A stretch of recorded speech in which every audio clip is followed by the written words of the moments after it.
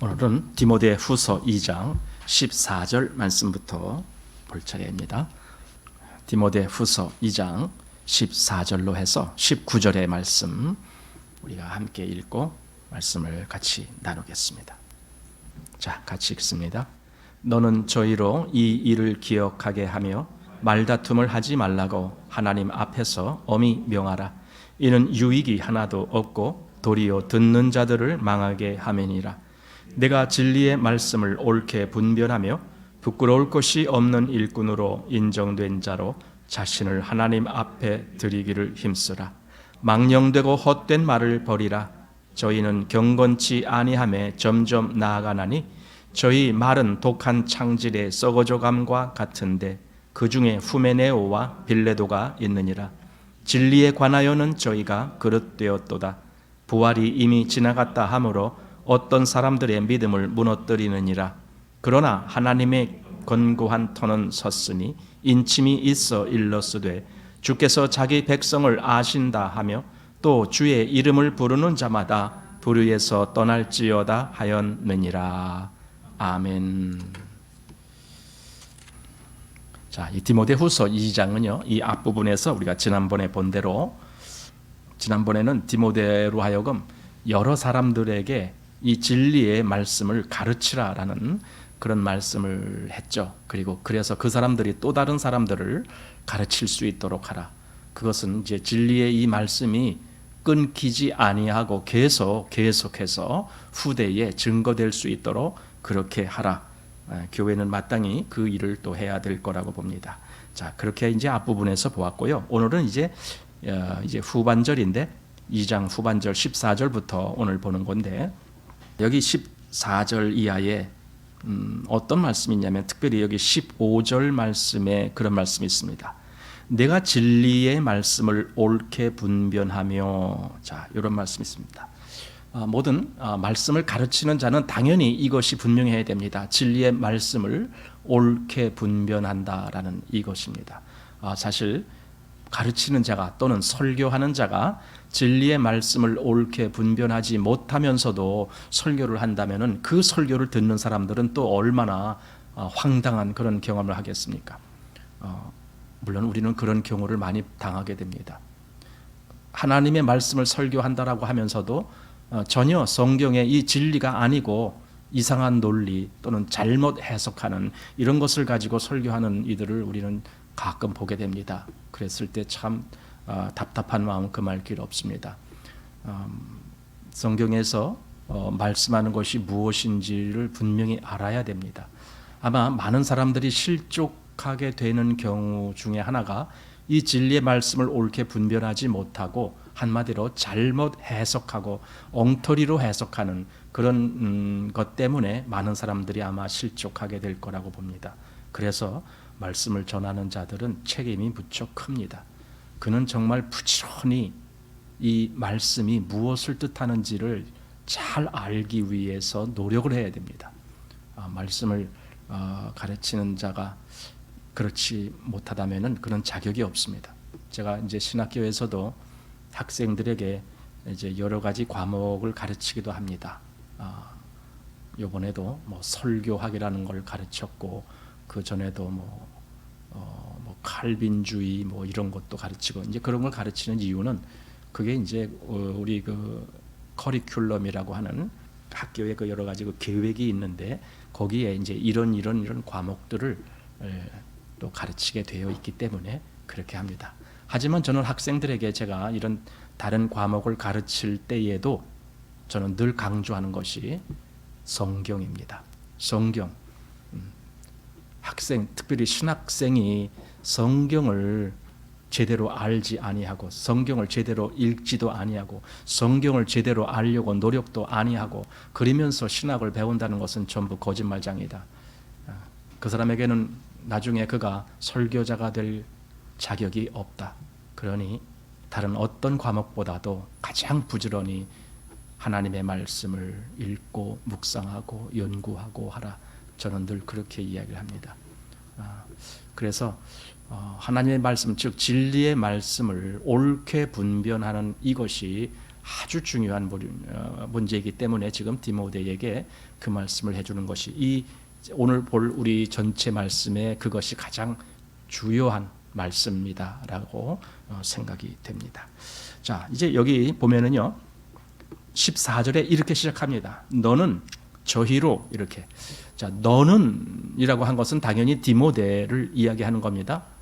그러나 저희로 할 때에 그 저희는 과연 누굴까 이거죠.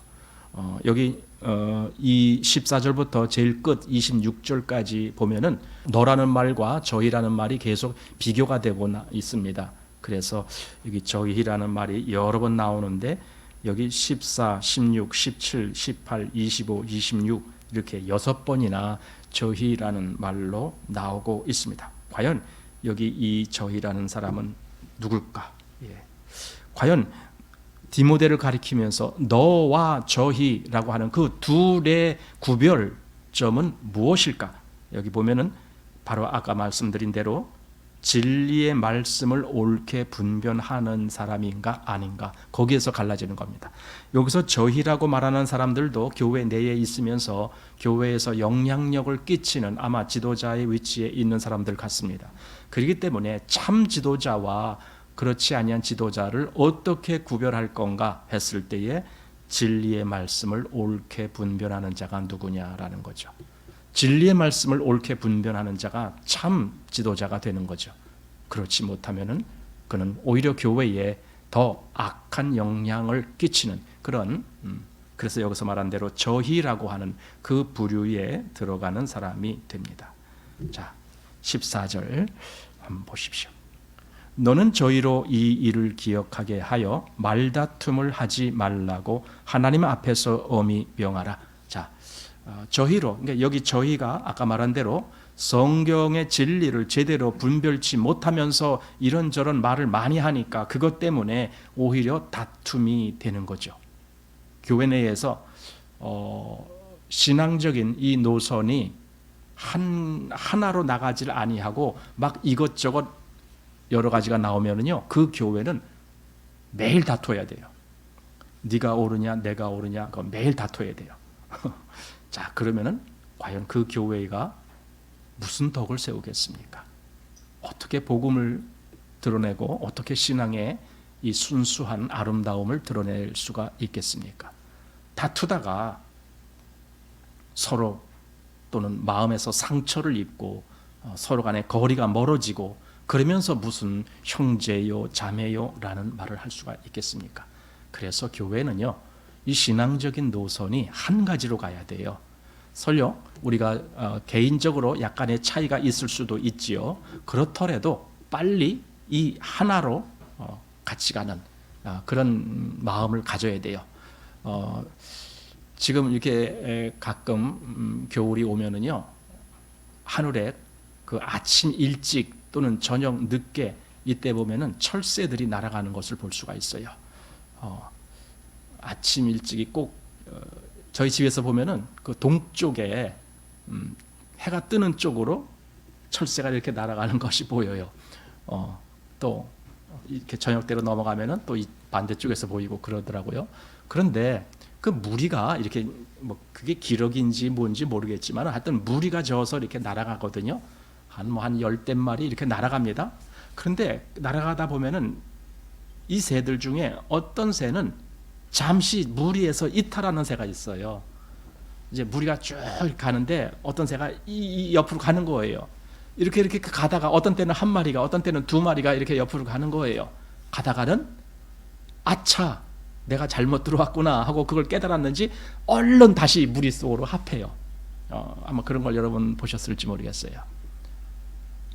무리에서 떨어지지 아니하고 하나로 가려고, 물론 자기 마음에는 자기는 이쪽으로 가보고 싶었겠죠. 그래서 이쪽으로 이렇게 날아가려고 하다가 아차 하고 다시 무리가 저쪽으로 가는구나 하고 얼른 따라와서 거기에 합세하는, 그렇게 아마 그런 것이 우리 교회가 움직이는 데 아주 중요한 하나의 그 가시적인 샘플이 되지 않을까, 그런 생각이 듭니다. 교회는 하나로 나가야 됩니다. 그런데 여기 저희라고 말한 이 사람들이 늘 다른 이야기, 다른 논리, 다른 교리 이런 걸 하기 때문에 교회 속에서 말다툼이 일어나는 거예요. 서로 교리 가지고 논쟁하는 거예요. 그것이 틀릴 거야, 내가 옳을 거야, 막 서로 그거 하는 거예요, 교회 속에서. 아니, 교회가 왜 그런 거 갖고 그렇게 떠들어야 돼요? 설령 좀 다른 것이 있으면 그냥 놔둬. 그건 좀 잠잠히 놔둬. 나중에 얘기해도 돼요. 한 1년 있다가 2년 있다가 얘기해도 돼요. 왜냐면 그거 지금 밝히는 것이 그렇게 중요한 것이 아니거든요. 그럼 뭐가 중요한데? 교회 속에서는요, 복음이 넘쳐나야 되고, 교회 속에서는요, 하나님의 사랑이 넘쳐나야 되고, 교회 속에서는요, 은혜가 충만해야 되고, 이게 교회지. 네가 옳으냐 내가 옳으냐 그거 따지는 게 교회가 아니거든요. 근데 이제 여기 바로 교회에 그런 사람들이 있었던 것 같아요.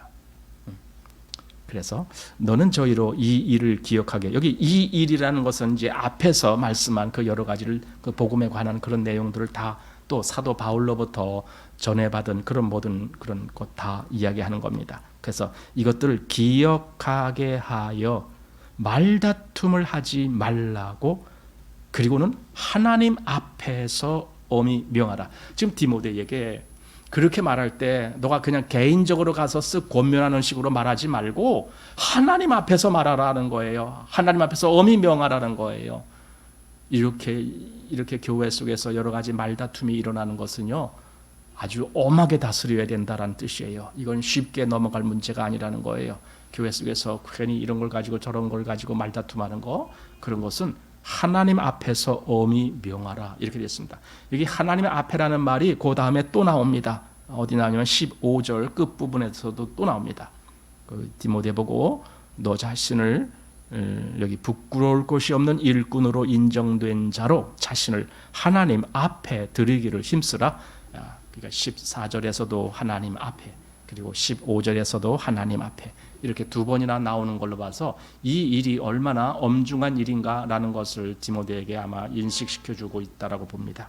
그러니 우리가 정말 하나님 앞에서 이것을 우리가 생각한다라고 하면은 이것은 굉장히 아주 중요한 그런 문제다라고 생각이 됩니다. 결국은 이 논쟁하는 사람들을 엄하게 다스려서 오히려 그 논쟁하지 말고 이 복음에 복종하게 만들어라 라는 말씀이다라고 봅니다. 사실 이 말다툼이라는 게 여기만 있는 것이 아니거든요. 디모데 전서에서도 우리가 두 번이나 본 적이 있어요. 한번 디모데 전서를 보십시오. 1장부터 보겠습니다. 디모데 전서 1장 3절 말씀 보십시오. 내가 마게도냐로 갈 때에 너를 권하여 에베소에 머물라 한 것은 어떤 사람들을 명하여 다른 교훈을 가르치지 말며. 여기 다른 교훈, 이건 결국은 이게 말이 다른 거거든요. 그래서 말다툼이 되는 거거든요. 그래서 그 다음에 어떤 말씀이 나오냐면 변론이라는 말씀이 나와요. 그것이 4절입니다. 4절, 신화와 끝없는 족보에 창념치 말게 하려 함이라. 이런 것은 믿음 안에 있는 하나님의 경륜을 이름보다 도리어 변론을 내는 것이라, 이렇게 됐습니다. 즉 다른 교훈 그리고 변론, 그것이 결국은 말다툼이 되는 거예요. 교회 내에서 그것은 옳지 못하다라는 말씀입니다. 또 6장도 한번 봅니다. 디모데전서 6장 3절 말씀입니다.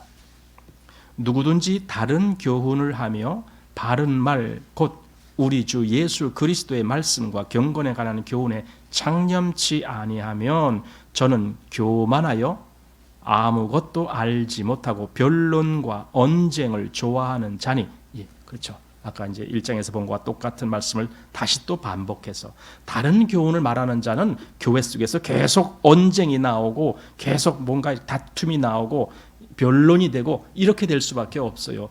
다른 것을 말하는데 그것이 그냥 용납이 되겠습니까? 교회 내에서 그거 가지고 한마디로 싸우는 거예요. 서로 언쟁을 하는 거예요. 그럼 그 교회는 완전히 그냥 돗대기 시장처럼 돼버리는 거죠. 교회가 하나님의 거룩함을 드러내지 못하고 하나님의 이 복음의 이 생명력을 드러내지 못하고 교회가 그저 싸움판이 되는 거예요. 그러면 그 교회가 전혀 교회로서의 역할을 할 수가 없게 되죠. 그래서 디모데 보고 이런 사람들에게 엄히 명하라, 하나님 앞에서 엄히 명하라, 그런 걸 하지 말게 엄히 명하라, 이렇게 한 겁니다. 이것은 한마디로 또 다른 말로도 해석한다라면 디모데에게, 디모데야 너는 그들처럼 그렇게 언쟁하고 말다툼하고 그러지 말아라. 아마 이 의미도 당연히 포함이 됐겠죠.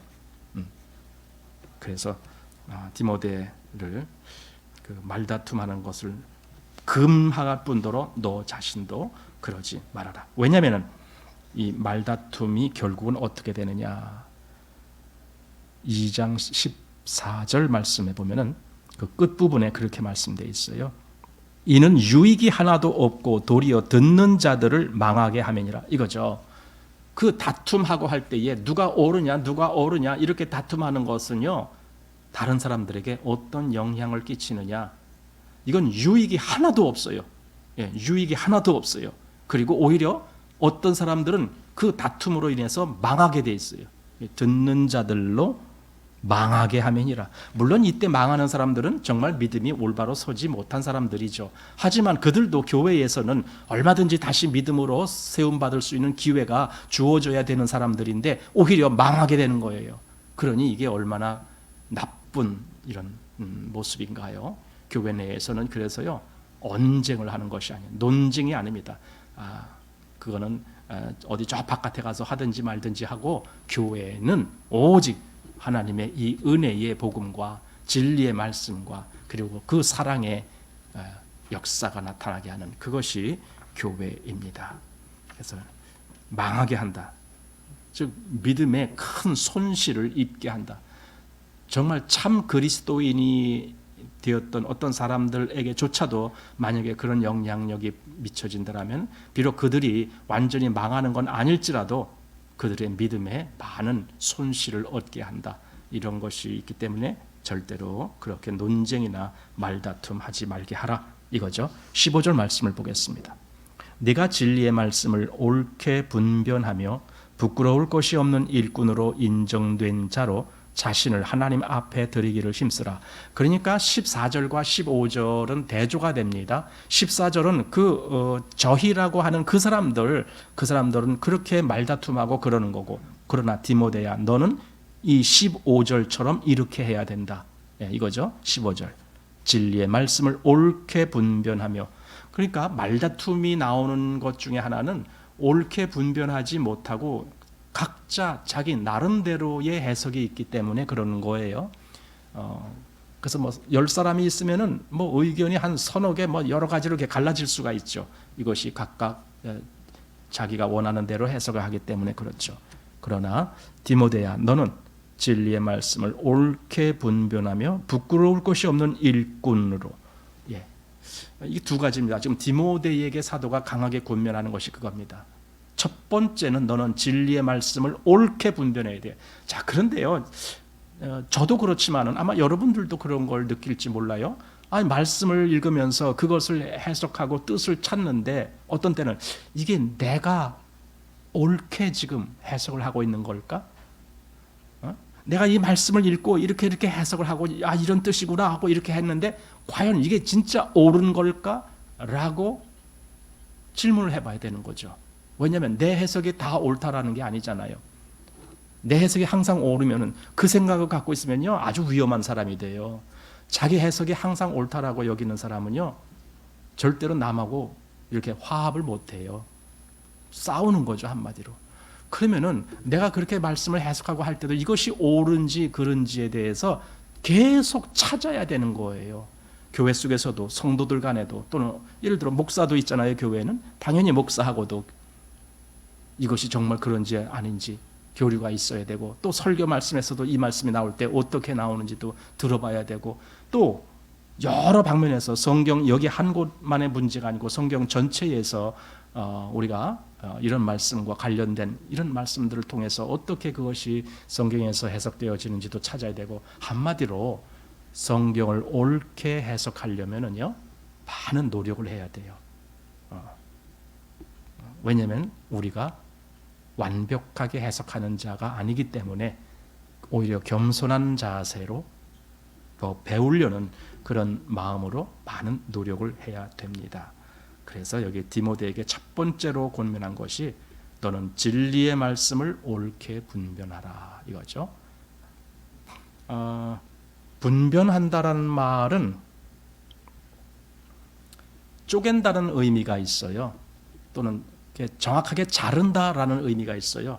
근데 이 말이 어디서 유래가 됐느냐 하면은 그 목수들이 나무나 이런 걸 가지고 어떤 가구를 만들 때 그걸 이렇게 뭐 자로 이렇게 재서 예를 들어 뭐 한 30cm 정도 되는 나무를 지금 잘라야 돼. 그럼 자를 재갖고 정확히 줄을 그어서 그 정확한 위치에 톱질을 해갖고 그래서 길이가 딱 30cm 되게 이렇게 만들어야 나중에 그것이 의자 다리가 되든 뭐가 되든 딱 이렇게 맞는 그런 가구가 나오거든요. 근데 이걸 조금 뭐 한 1, 2mm 틀리게 자르잖아요. 그러면 끼우뚱하게 되는 거죠. 바로 그 단어가 여기 분변이라는 단어거든요. 그래서 정확하게 자르는 거예요. 정확하게 자른단 말은 정확한 치수가 맞게끔 그렇게 자르는 거예요. 이것이 얼마나 그러니까 신중을 기해야 되느냐라는 거죠. 하나님의 말씀을 우리가 해석할 때에 정말 조심해야 됩니다. 이것이 첫 번째 디모데에게 부탁한 것이고, 두 번째는요, 부끄러울 것이 없는 일꾼으로 인정된 자로 자신을 하나님 앞에 드리기를 힘쓰라. 이게 디모데 보고 너가 이 일에 힘써야 돼. 물론 앞에 것까지 다 분별하는 문제도 힘써야 된다라고 포함하겠죠. 그래서 부끄러울 것이 없는 일꾼, 이것은 디모데의 모든 삶에 대해서 지금 말하는 거겠죠. 디모데가 하나님 앞에서 너는 네 자신에 대해서 자꾸 부끄러운 일을 하지 말아라. 가끔 우리는 부끄러운 일에 대해서 자꾸 그것을 반복하다 보면은 거기에 그냥 무슨 면역이 걸린 것처럼요, 그걸 무감각하게 들을 수가 있어요. 그런데 부끄러운 일, 즉 잘못된 그런 것은 당연히 하지 말아라 이거죠. 그래서 그것이 부끄러울 것이 없는 일꾼이라는 것이 인정이 돼야 되는 거예요. 인정이 돼. 그렇게 해서 자신을 하나님 앞에 온전히 드리는 그 일에 힘쓰라. 그러니까 앞에 이 저희라고 하는 사람들은 그저 논쟁하고 서로 말다툼하고 네가 옳으냐 아니다 내가 옳다 이거 가지고 싸우고 그런데 힘써요. 그런데 디모데 보고는 아니야, 너는 그러지 마라. 너는 진리의 말씀을 옳게 분별하고, 그리고 너는 정말 하나님 앞에서 부끄러울 것이 없는 그런 일꾼으로 되기를 아주 힘쓰라 이거죠. 예, 하나님 앞에 부끄러울 것이 없는 일꾼으로 인정받을 수 있을 만큼 그렇게 힘쓰라. 이게 바로 너가 할 일이다 이거죠. 예, 그렇다면 우리도 한번 그런 쪽에서 생각을 해봐야 되는 거예요. 그저 무엇이 옳으냐 이거 아니고 내가 정말 부끄러울 것이 없는 자로 그렇게 인정을 받고 있는가라는 거죠. 그래서 하나님 앞에 드리기를 힘쓰라. 자, 다시 16절 갑니다. 망령되고 헛된 말을 버리라. 저희는 경건치 아니함에 점점 나아가나니. 자, 여기 망령되고 헛된 말 또 나왔습니다. 아까 14절에서 저희가 말다툼을 하는 그 사람들이 하는 말이 바로 이 말들이에요. 망령되고 헛된 말. 근데 디모데야, 너는 그런 말 하지 말아라 이거죠. 망령되고 헛된 말. 솔직히 헛된 말을 얼마나 많이 듣는지 몰라요. 정말 주님이 그런 말을 들으셨다면 당장 금하셨을 것 같은 그런 말 다시는 하지 마라. 아마 그런 말을 우리는 아마 자주 하는 것 같아요. 그런데 그런 말을 관둬라. 망령되고 헛된 말을 버리라. 그러면서 저희는 즉 망령되고 헛된 말을 하는 저 사람들은 그거예요. 저 사람들은 결국 경건치 아니함에 점점 나아가나니. 그러니까 이것도 15절과 16절이 대조되는 거예요. 15절에서 디모데 보고 너 자신이 부끄러울 것이 없는 일꾼으로 인정된 자로 하나님 앞에 자신을 드리라라고 했는데 16절에 와서는 이 사람들은 경건치 아니함에 점점 나아가느니 이렇게 되는 거죠. 그러니까 15절에 디모데가 해야 될 그 모습과 16절에 저 사람들이 망령된 말을 하면서 하는 행동은 완전히 이게 거리가 있는 거죠. 이렇게 갈라지는 거죠. 그래서 여기서 중요한 것이 디모데 보고 너라는 디모데를 지칭하는 단어와 그 다음에 저희라고 하는 그 단어가 이것이 아주 정확하게 구별이 돼야 된다라는 거죠. 망령되고 헛된 말, 이 디모데 전후서에 그런 의미로 많은 교훈을 지금 주고 있는데 디모데 전서 6장에서도 제가 잠깐 보면은 디모데 전서 6장 20절 부분에 디모데야 네게 부탁한 것을 지키고 거짓되이 일컫는 지식의 망령되고 허한 말과 변론을 피하라 이것입니다. 지식이 망령되고 헛된 말, 예, 이 말입니다. 그러니까 말이, 우리는 여기서 계속 말이라는 것이 얼마나 중요하냐라는 걸 지금 보게 되는데, 그 말 중에는 정말 망령되고 헛된 말이 있다. 망령되고 헛된 말, 그런 걸 주의하라. 다시 여기 오늘 본문 17절에 저희의 말은 독한 창질의 썩어져감과 같은데 그 중에 후메네오와 빌레도가 있느니라. 여기 저희의 말, 또 말이라는 것이 나왔습니다. 말이 그 독한 창질의 썩어져감 같다. 여기 우리말에 지금 독한 창질 이렇게 돼 있잖아요. 그런데 이제 개정역에는 뭐 어떻게 돼 있냐면 악성 종양 이렇게 돼 있어요. 한마디로 암이라는 거예요. 그게 악성 종양이 퍼져나가는 것 같다. 급하게 퍼져나가는 것 같다. 그 암이 이렇게 전이가 된다 그러잖아요. 우리는 그래서 어느 한 곳에 암이 있을 때 가장 무서워하는 것이 전이에요. 전이만 되지 아니한다라면은요, 암은 간단히 치료가 돼요. 그냥 그거 잘라내면 끝이니까. 그런데 아무리 잘라내도요, 이미 다른데 또 그 씨가 벌써 날아간 거예요. 우리 이렇게 가을에서 겨울 넘어오면은 저는 길거리나 뭐 이런데 보면은 그 민들레가 이렇게 꽃이 펴갖고 하얀 송아리가 있습니다. 근데 이게 바람이 한번 훅 불면은 이 하얀 송아리에서 하나 다 떨어져서 어디 날아가는 거예요. 날아가요. 그래서 여기서 아무리 여기서 민들레 그 뿌리채 뽑아버린다 할지라도요, 그 씨가 어디 가서 떨어지든지 거기서 또 나는 거예요. 민들레가. 암이 그래요. 여기 독한 창질이라고 하는 것이 바로 악성 종양 이렇게 돼 있는데, 그게 어디에 가서 어떻게 씨앗을 뿌려서 어디서 퍼질지 모르니까 그게 가장 두려운 거고, 그래서 치료하기가 아주 어려운 거죠. 그런데요, 교회에서 여기 그 뭐 변론하고 각종 망령된 말을 하고 이런 사람들이 바로 그 역할을 하는 거예요. 이게 아주 무서운 거죠. 네, 아주 무서운 거예요. 독한 창질의 썩어져감 같다. 그들이 그 말을 통해서 지금 그런 역사를 하고 있다 이겁니다. 근데 그 중에 대표적인 사람 후메네오와 빌레도가 있다 이렇게 합니다.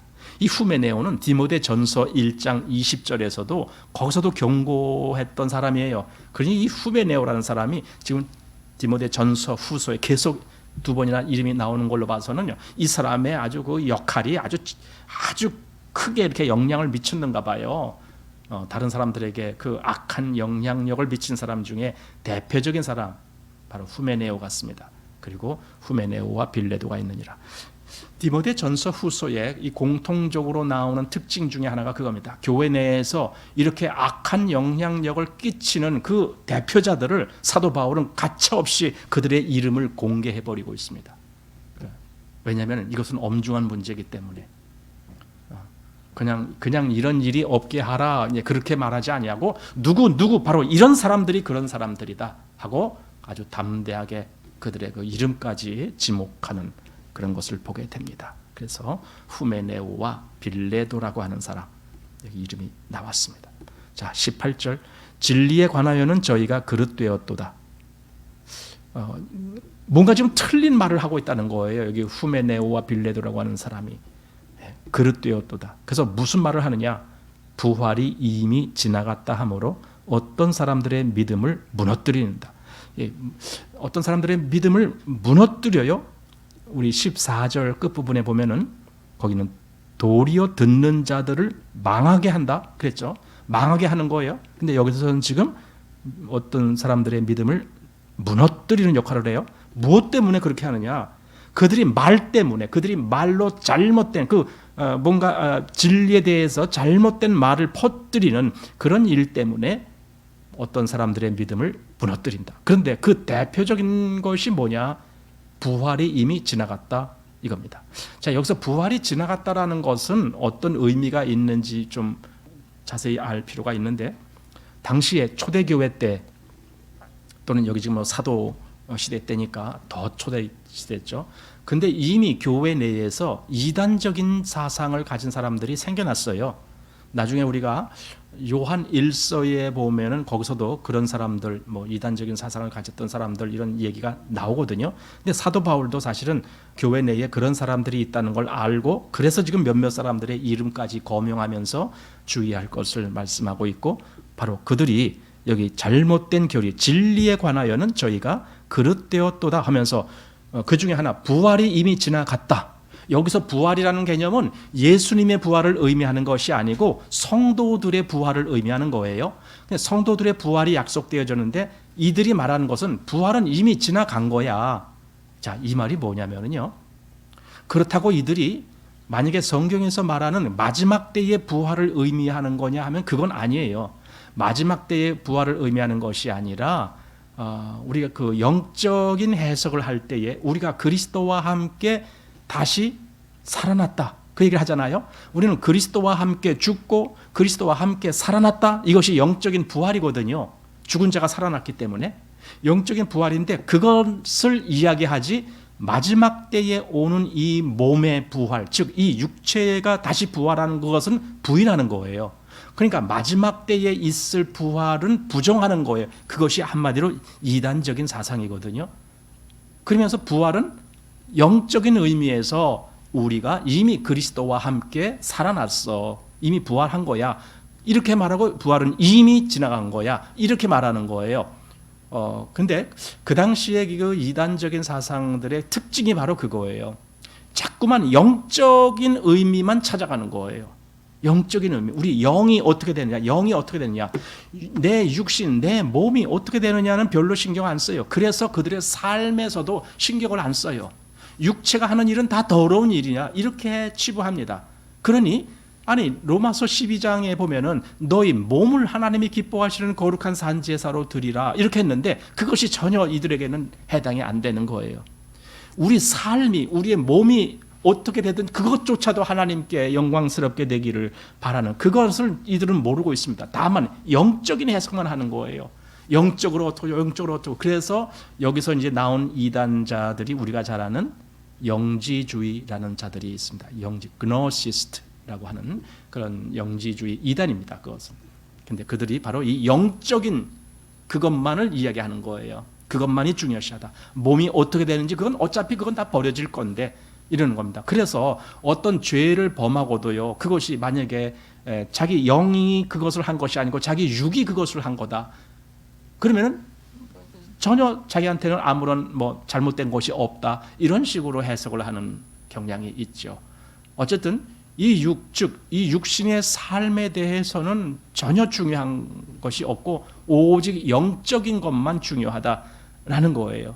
그래서 말하자면 잘못된, 여기서 말하는 대로 부활이 이미 지나갔어, 우리 영은 이미 부활했어, 우리 영은 이미 살아났어, 그러니 더 이상 부활은 없어, 이렇게 말하는 거예요. 이것이 그 당시의 이단자들입니다. 그런데 이런 사람들이 여기서 디모데에게 지금 말하지만은요, 이미 고린도서에서도 그 말이 나왔습니다. 고린도 전서를 한번 보십시오. 고린도 전서 15장 말씀입니다. 여기 부활이 없다 하는 사람들에 대해서 고린도 전서 15장 12절 말씀 보십시오. 그리스도께서 죽은 자 가운데서 다시 살아나셨다 전파되었거늘 너희 중에 어떤 이들은 어찌하여 죽은 자 가운데서 부활이 없다 하느냐, 이거죠. 그러니까 영이 살아난 것은 다 인정해요, 그거는. 그런데 그 다음에 다시 죽은 자 가운데서, 즉 이 육체가 다시 온전하게 변화되는 그런 부활에 대해서 그들은 믿질 않는 거예요. 그런 건 없다, 이렇게 하는 거예요. 죽은 자의 부활이 무슨 부활이냐 하고 그걸 무시하는 거예요. 자, 그런데 이것이 예수님도 한번 그렇게 말씀하신 적이 있습니다. 누구냐면 사두개인들이 그랬죠. 그 성경 마태복음 22장 23절 말씀 보면은 부활이 없다 하는 사두개인들이 예수님께 와갖고 예수님께 물어 가로되 뭐 형제 7이 있는데 그 중에 뭐 마지가 장가들었는데 자식이 없이 죽었고 둘째가 또 형수를 취해서 또 어떻게 하고 그래서 막내까지 취했습니다. 부활 때 그럼 그들 중에 누가 그 여인을 취하겠습니까? 다 그 여인을 다 부인으로 맞았기 때문에 그럼 누가 취할 거냐, 이렇게 말하기도 합니다. 사실은 그것은 그때 어떻게 되는지 궁금해서 물어본 것이 아닙니다. 그 사두개인들은 부활 자체를 부정하는 사람들입니다. 그러니 이렇게 곤란한 경우도 생기지 않습니까? 그러니 부활이라는 것은 없습니다. 이런 말을 하고 싶어서 예수님께 질문했던 겁니다. 사실은 질문이라기보다는 예수님을 이렇게 어떤 올무에 걸리게 하려고 그렇게 했죠. 그때 예수님이 너희들이 무엇도 알지 못하는 거로 오해하는도다. 정말 그들은 아무것도 알지 못하기 때문에 오해를 했습니다. 천국에서는요, 이 땅에서와 같이 그렇게 결혼하고 그런 거 없습니다. 거기서는 각자가 다 천사와 같은 존재로 거기서는 존재합니다. 천사와 같은 존재, 오직 하나님께 영광을 돌리는 그런 존재가 됩니다. 그런데 어쨌든 그들은 부활을 부정하기 때문에 그냥 이렇게 꼬투리 잡으려고 그렇게 말했던 것입니다. 그래서 부활이 이미 지나갔다. 진짜 육신의 부활 그런 건 없어. 왜? 우리 영이 이미 살아났지 않느냐? 그러면 그게 부활이지 뭐. 또 다른 무슨 부활이 있다는 거냐? 이런 잘못된 가르침을 하고 있습니다. 자, 그런 잘못된 가르침을 했을 때는요, 진짜 마지막 때에 있을 그 육체까지도 온전하게 변화되는 그것을 믿고 있는 사람들에게는 이런 교리가 얼마나 치명타를 날리는 거예요. 그럼 내가 여지껏 믿었다는 것이 다 허사란 말인가? 이렇게 돼버리잖아요. 그러니 얼마나 많은 사람들의 믿음이 막 흔들리겠습니까? 왜냐하면 여기서 아까 말한 후메네오와 빌레도 이런 사람들이 교회의 지도자들라고요. 그 교회에, 에베소 교회의 지도자로 있었던 사람들이기 때문에 그들이 무슨 말을 하는 것이 많은 사람들에게 영향을 주기 때문에 지금 그러는 거예요. 그냥 어디 저 뒤에서 몇몇 사람들이 수군거리는 그 정도가 아니라 교회 앞에서 이렇게 가르치고 있었던 거예요. 그러니 얼마나 이게 큰 영향력이 있는 문제냐 이거죠. 바로 후메네오와 빌레도 그랬습니다. 그래서 다른 사람들의 그 믿음을 무너뜨리는 그런 역할을 했다라는 겁니다. 그 디도서 1장 11절에 거기는 바로 그렇게 헛된 말을 하는 사람들을 지칭해 갖고 디도 보고 너는 저희 입을 막으라 이렇게 말했어요. 저희 입을 막을 것이라. 이 입을 막다 말. 그러니까 교회에서 어떤 일이 잘못되는 것은 다 말 때문이에요. 말을 잘못하는 거예요. 잘못된 말을 퍼뜨리는 거예요. 잘못된 교리를 가르치는 거예요. 전부 말입니다. 그래서 저희 입을 막을지니라. 아까 앞에서도 말다툼을 하지 말라고. 그러니까 말로 서로 싸우는 거예요. 그러면 듣는 자들을 망하게 하고 어떤 사람들의 믿음을 무너뜨린다. 이렇게 됐습니다. 자, 그러면은 교회가 그런 사람들이 있고 잘못된 걸 가르치고 하면 도대체 그럼 교회가 어떻게 돼요? 이거 교회가 완전히 그냥 뒤죽박죽이 되고 교회라는 것이 그냥 금방 다 멸망당하고 없어질 거고 아마 이렇게 되지 않을까라고 염려하실 분이 계실지 몰라요. 그런데 그렇지 않아요. 이제 그렇게 망령되고 헛된 말을 하는 사람들이 있다 할지라도 하나님의 교회는 절대로 넘어지지 않아요. 여기 그 말이 그 뒤에 나오는 겁니다. 19절. 그러나 하나님의 견고한 터는 섰으니. 여러분, 이것을 볼 때에 이 앞에서 그 14절부터 시작해서 18절까지의 그런 답답한 사람들이 잘못된 것을 가르치면서 많은 사람들의 믿음을 무너뜨리고 막 넘어지게 하는 그런 일이 교회에서 막 일어난다. 이런 걸 들을 때 얼마나 속으로 답답합니까? 그러다가 19절에 와서 그러나 하나님의 견고한 터는 섰으니 이 말을 딱 읽을 때 여러분들 마음에서는 기쁨의 박수가 쫙 나와야 돼요. 안 그래요? 아무리 그렇게 이상한 사람들이, 거짓된 사람들이 또는 이단 사람들이 교회에 와서 막 이상한 걸 가르친다 할지라도 교회는 하나님의 교회예요. 그리고 하나님이 지키시는 교회거든요. 그것은 결코 이 잘못된 사람들이 넘어뜨릴 수가 없는 거거든요. 그래서 그러나 하나님의 견고한 터는 섰으니. 하나님의 견고한 터가 뭐겠습니까? 예수 그리스도죠. 그 진리의 그리스도, 십자가의 그리스도, 복음의 그리스도. 교회는 바로 그 위에 세워지는 거죠. 그러니 그걸 누가 가서 흔들겠느냐고요. 이미 그것은 온전히 하나님의 뜻에 의해서 이루어진 터인데 그 위에 교회가 세워지는데 그 터를 누가 흔들 수 있겠느냐고요. 아무도 흔들 수 없죠. 왜? 예수님은 십자가로 승리하셨으니까. 하나님의 견고한 터는 섰으니. 그래서 디모데전서 3장 15절 말씀에는 이 집은 살아계신 하나님의 교회요 진리의 기둥과 터이니라 이렇게 말씀했어요. 바로 교회를 이야기했던 거예요. 교회가 바로 그 진리의 터 위에 세움을 입었기 때문에. 그래서 교회는 그리스도의 진리의 복음의 바탕 위에 세워진 것입니다. 그러니 그 교회를 과연 어떤 잘못된 사람들이 흔든다 할지라도 진짜 교회는 흔들리지 않아요. 하나님의 교회이기 때문에. 그릇된 교리를 가르치는 사람들은 자기들이 교회를 얼마나 지금 악한 영향력을 주면서 무너뜨리려고 또는 넘어지게 하는 그런 일을 하는지 본인들도 아마 잘 모를 거예요. 왜냐하면 그들은 진리를 분별할 능력이 없기 때문에 자기들이 지금 어떤 악한 일을 하고 있는지 모르고 있는 거거든요. 어쨌든 그들이 알든 모르든 그들이 그런 일을 한다 할지라도 하나님의 교회는 무너뜨릴 수가 없습니다. 하나님의 교회는 그들이 절대로 무너뜨릴 수가 없습니다. 마태복음 16장 18절 말씀에 예수님이 내가 이 반석 위에 내 교회를 세우리니 음부의 권세가 이기지 못하리라. 음부의 권세, 즉 사단의 세력, 사단이 막 이렇게 어떻게 계획을 꾸며갖고 교회를 넘어뜨리려고 하는 그 모든 일, 이게 음부의 권세입니다. 그런데 음부의 권세가 이기지 못하리라. 왜냐하면 교회는 주님의 교회이기 때문에. 내가 이 반석 위에 내 교회를 세우리니. 베드로가 그 신앙의 고백을 하는 그런 대목에서 예수님이 지금 하신 말씀입니다. 그러니 여기 비록 교회 속에요, 여기 말한 대로 후메네오나 또는 빌레도 같은 그런 사람들이 섞여 있다 할지라도, 교회는 그런 사람들이 섞여 있을 수 있어요. 후메네오와 빌레도 같은 사람들이. 그러나 교회는 무너지지 않는다. 어떻게 교회가 안 무너질까요? 여기 그 내용을 분명히 말씀했어요. 19절 다시 한번 보세요. 그러나 하나님의 견고한 터는 섰으니 인침이 일렀을 때, 인쳤기 때문에, 즉 하나님이 교회를 인쳤어요. 근데 어떻게 인쳤는지 그 뒤에가 나오는 거예요. 주께서 자기 백성을 아신다, 이거예요. 하나님이 자기 백성을 알고 계셔요. 그러니 어떤 자가 와서 이 교회를 넘어뜨리려고 해도 넘어뜨릴 수가 없어요. 왜냐하면 하나님이 알고 계시기 때문에.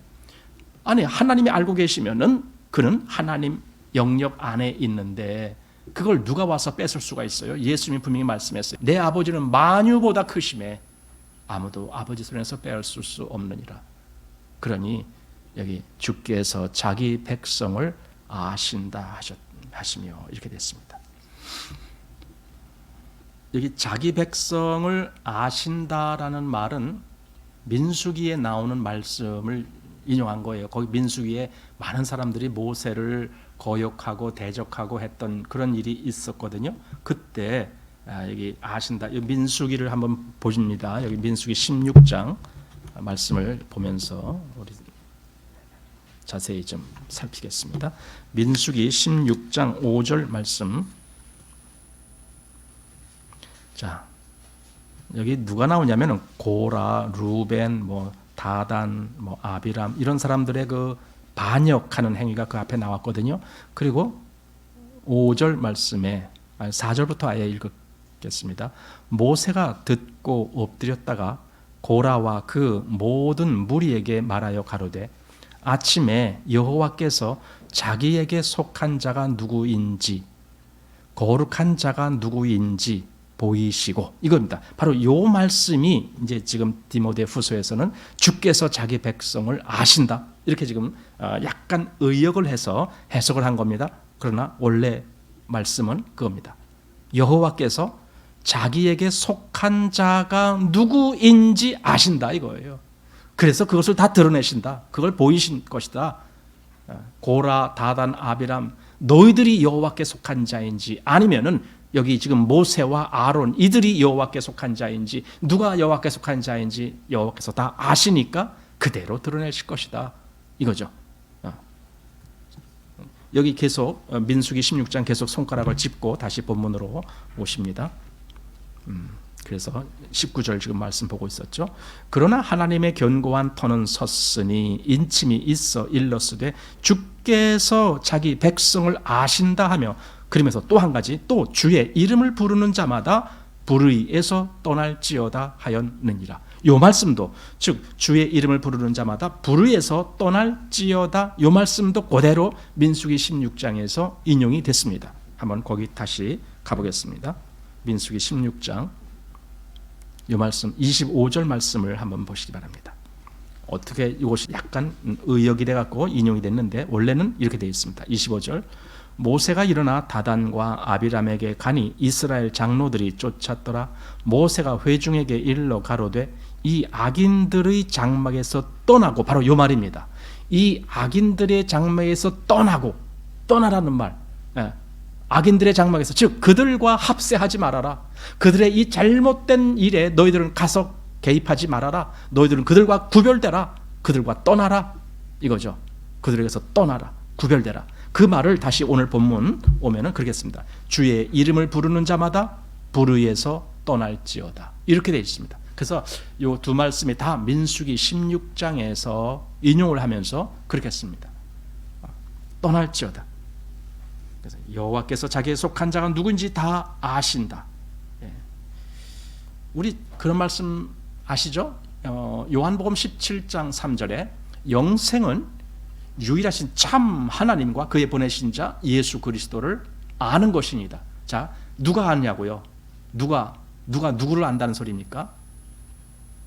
하나님의 백성이 하나님을 안다라는 거예요. 근데 우리가 조금 아까 본 민수기 16장 5절은 하나님이 하나님의 백성을 아신다는 거예요. 아까 다시 요한복음 17장 3절은 하나님의 백성이 하나님을 안다라는 거고, 민수기 16장 5절은 하나님이 하나님의 백성을 아신다는 거예요. 서로가 안다라는 거예요. 하나님은 하나님의 백성을, 하나님의 백성은 하나님을 아는 거죠. 그러니 그것을 누가 막아놓을 수가 있겠느냐는 거예요. 사단이 어떻게, 아니 내가 아는 하나님을 어떻게 내 안에서 모르는 하나님으로 그렇게 바꿔놓을 수가 있겠느냐고요. 그럴 수가 있어요? 내가 하나님을 알 뿐더러 또한 하나님이 나를 아시는데 어떻게 그것을 사단이 막아놓을 수가 있겠느냐고요. 비록 내 눈을 멀게 한다 할지라도, 내 귀를 막아놓는다 할지라도 내 마음에서는 그래도 난 하나님을 아는데 그 관계를 어떻게 사단이 막아놓을 수 있겠느냐고. 그러니 하나님의 견고한 터는 섰다. 절대로 무너지지 아니한다. 즉 교회가 그렇다. 하나님의 참 교회는 분명하게 서 있다. 믿음 안에서 서 있다. 그것은 어떤 여기서 말하는 그 거짓말하고 망령된 말을 하고 이런 말을 하는 사람들이 교회를 무너뜨릴 수가 없다, 그 말입니다. 하나님의 견고한 터는 섰으니. 그래서 오히려 하나님의 백성들은 이렇게 불의를 행하는 자로부터 떠나는 거예요. 구별되는 겁니다. 구별되는 거예요. 믿음에 있어서 바른 진리를 분별하지 못하고 헛된 소리를 하는 자들로부터 떠나는 겁니다. 이것이 디모데에게 지금 하신 말씀입니다. 교회 내에서는요 이런 역사가 있습니다. 교회 내에서는요 아까 말한 대로 후메네오나 빌레도 같은 그런 사람들도 있습니다. 그러나 그렇다고 해서 교회가 왕자왕 시끄럽게 그럴 것이 아니라 오히려 그런 사람들을 엄하게 헛된 말을 하지 못하도록 막을 뿐더러 또한 믿음 안에서 견고하게 일어서는 그런 교회. 교회 내에서는 그런 일이 있습니다. 잠잠한 것이 교회가 아닙니다. 교회 내에서는 무슨 역사가 아주 때로는 아주 그냥 복잡한 역사도 있고 막 뒤집어지는 역사도 있고 다 그래요. 그럼에도 불구하고 하나님의 견고한 터는 섰습니다. 그래서 아무도 넘어뜨릴 수가 없는 그런 교회가 하나님의 교회입니다. 오늘 19절의 말씀으로 마칩니다.